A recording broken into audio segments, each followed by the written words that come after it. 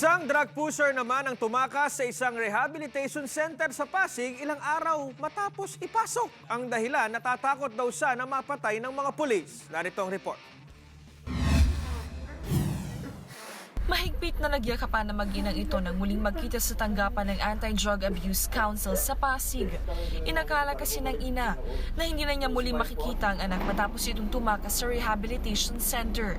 Nauna nang lumapit sa News 5 si alias Crispin na dating seaman dahil sa pangambang papatayin siya ng mga pulis habang nasa rehab. Kwento ni Crispin, inaresto siya ng mga tauhan ng Pasig Police sa kanyang bahay noong Agosto 13 dahil sa paggamit at hinihinalang pagbibenta ng illegal na droga. User po ako.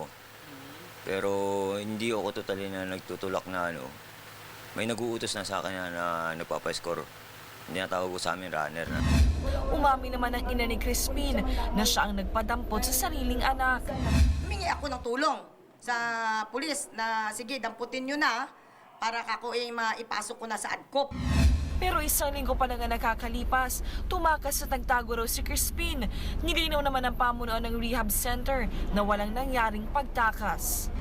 Nung lumabas sila, pinabayaan lang namin sila. Pero kung sa silang bumabalik, diba?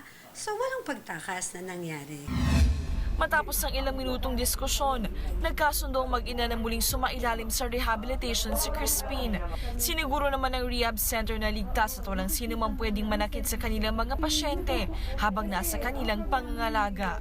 Umaaksyon, Amber Gonzalez, News 5.